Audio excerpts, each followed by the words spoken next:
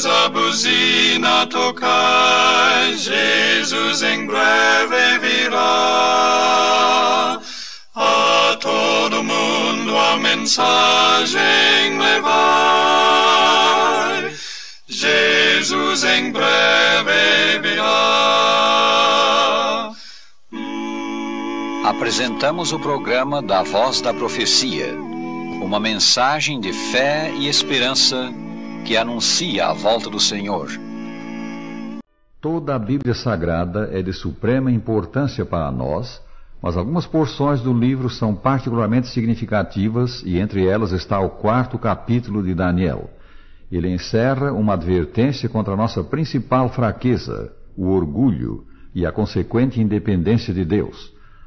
Daniel 4 é uma proclamação real feita por um dos mais notáveis monarcas da antiguidade, Nabucodonosor II, rei de Babilônia. Nos primeiros anos do seu longo reinado de 43 anos, Nabucodonosor subjugou as nações ao seu redor, inclusive o então poderoso Egito. As riquezas dos povos passaram a fluir para o seu tesouro. Babilônia atingiu elevado nível de cultura e magnificência. As artes prosperavam e o seu poder era irresistível. O profeta Jeremias, seu contemporâneo, chamou-lhe e ao seu reino o martelo de toda a terra. Capítulo 50, versículo 23. Junto a esse homem extraordinário, Deus pôs outro homem extraordinário, Daniel, seu profeta e estadista notável. Por intermédio de Daniel, Nabucodonosor muito aprendeu a respeito de Deus. No incidente da preservação dos 3 hebreus lançados na fornalha de fogo ardente, ele aprendeu que o verdadeiro Deus é um Deus vivo e poderoso, que reina no universo e é capaz de livrar os que confiam nele.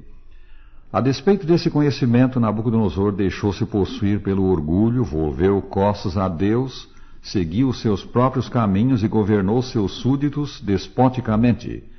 Então vieram os acontecimentos relatados na proclamação real. Eu, Nabucodonosor, estava tranquilo em minha casa e feliz no meu palácio. Tive um sonho que me espantou. Vi uma árvore no meio da terra cuja altura era grande. Crescia a árvore e se tornava forte, de maneira que a sua altura chegava até ao céu, e era vista até os confins da terra. A sua folhagem era formosa e o seu fruto abundante, e havia nela sustento para todos. Debaixo dela os animais do campo achavam sombra, e as aves do céu faziam morada nos seus ramos, e todos os seres viventes se mantinham dela. No meu sonho vi um vigilante, um santo que descia do céu, clamando fortemente e dizendo: derrubai a árvore, cortai-lhe os ramos, derriçai-lhe as folhas, espalhai o seu fruto, afugentem-se os animais de debaixo dela, e as aves dos seus ramos. Mude-se-lhe o coração para que não seja mais coração de homem, e lhe seja dado coração de animal, e passem sobre ele 7 tempos. Daniel 4, versículos 4, 5 e 10 a 16. Ouvindo a narração do sonho, Daniel, que fora chamado para interpretá-lo, disse: a árvore que viste és tu, ó rei, que cresceste e vieste a ser forte. Este é o decreto do Altíssimo que virá contra o rei, meu senhor. Serás expulso de entre os homens, e a tua morada será com os animais do campo, até que conheças que o Altíssimo tem domínio sobre o reino dos homens, e o dá a quem quer. Versículos 20 a 26. Este era o decreto do céu contra o orgulhoso e rebelde monarca, ser acometido de uma doença mental, perder o trono e passar a viver com os animais do campo. Mas porque Deus é muito misericordioso, a ameaça de castigo foi condicional. Se houvesse arrependimento e abandono do pecado, o castigo seria evitado. Isso foi o que o profeta disse.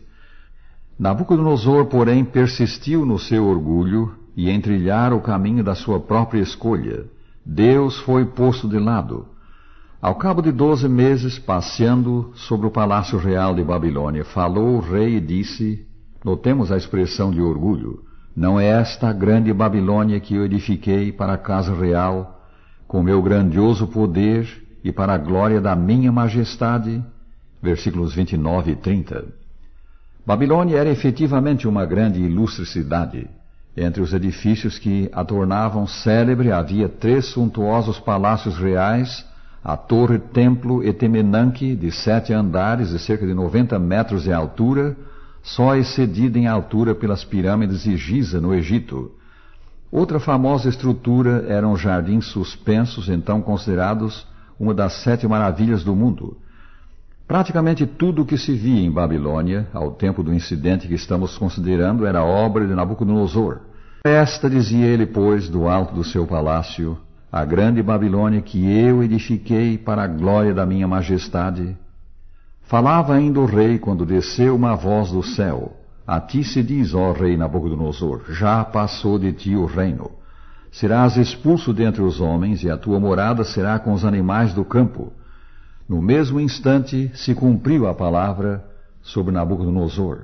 Versículos 31 a 33. Nabucodonosor foi ferido com uma doença mental, aparentemente licantropia, doença em que o enfermo se imagina transformado em lobo.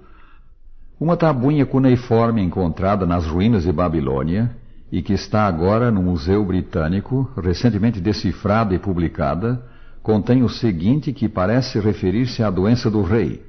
A sua vida, de Nabucodonosor, parece-lhe de nenhum valor. Ele não dá ouvidos às palavras de seus próprios lábios, não mostra amor para com filho ou filha, família e parentela não existem. A sua atenção não é dirigida para a promoção do bem-estar de Esagila e Babilônia. Passados 7 tempos ou 7 anos, a saúde mental do rei lhe voltou. Nabucodonosor foi reintegrado na sua posição real. A proclamação que então fez termina com essas palavras indicadoras de que a soberba do rei foi abatida e ele se tornou um humilde e fiel servo do Deus Altíssimo. Agora, pois, eu, Nabucodonosor, louvo, exalço e glorifico ao Rei do céu, porque todas as suas obras são verdadeiras e os seus caminhos justos, e pode humilhar aos que andam na soberba. Versículo 37. Desde a entrada do pecado no mundo, o orgulho, a soberba, em maior ou menor medida, tem dominado no coração do homem. A raiz do pecado, da rebelião contra Deus, da independência de Deus, é o orgulho e o consequente egoísmo.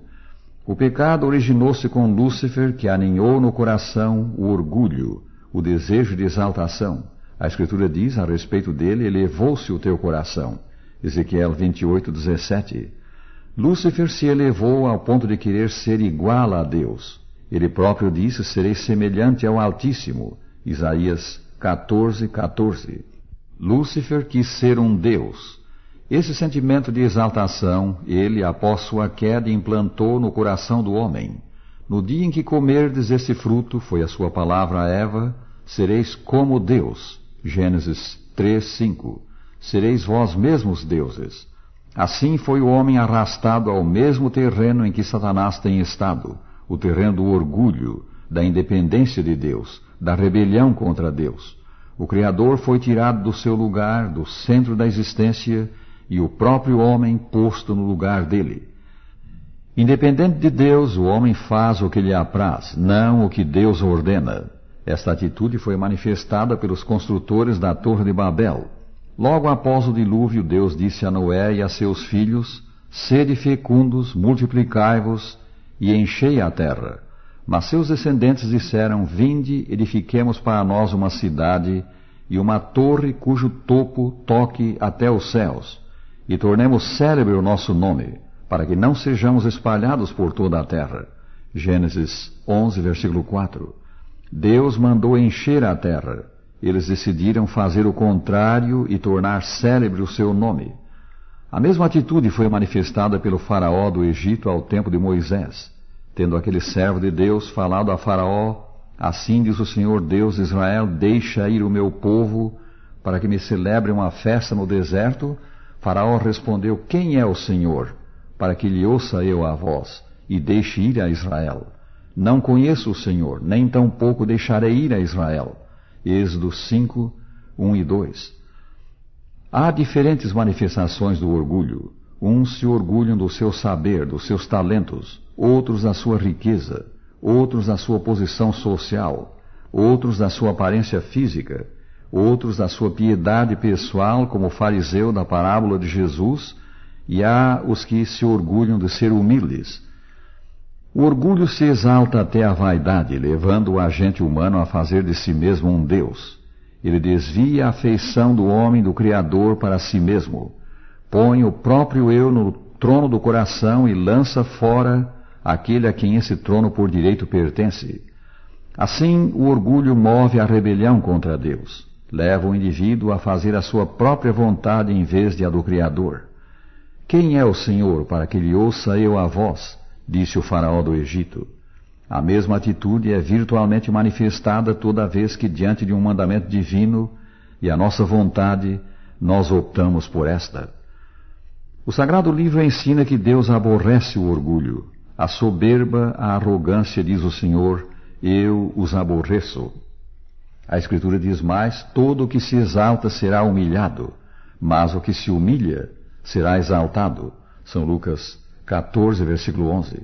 Deus se agrada da humildade. Com efeito, ela é parte do seu caráter. O Senhor Jesus Cristo, que era a expressão exata do Pai, disse, aprendei de mim, porque sou manso e humilde de coração. São Mateus 11, 29. O espírito de humildade do Filho de Deus foi demonstrado pelo seu espontâneo ato de abrir mão das prerrogativas divinas e descer ao nível da criatura, ao nível do homem. E foi precisamente para nos salvar do orgulho e de toda a forma de pecado que tem por raiz o orgulho, que o Filho de Deus manifestou sua humildade descendo até nós. Ele veio para nos levar a ser outra vez semelhantes a Deus no caráter. Isto inclui humildade, inclui o reconhecimento de que Deus é o centro de nossa vida, é o nosso Senhor, e que a sua vontade é soberana, vem primeiro e deve ser obedecida, não a nossa. Amigo, orgulho ou humildade, independência de Deus ou submissão a Ele, Cristo fora do coração ou no trono deste como Senhor, um viver santo ou um viver de pecado, esperança gloriosa ou terrível expectação de juízo, vida eterna ou perdição eterna, estas as duas cadeias de opções da vida. Qual delas é a tua? Dirás com o nosso cantor agora, Cristo chama, vou segui-lo.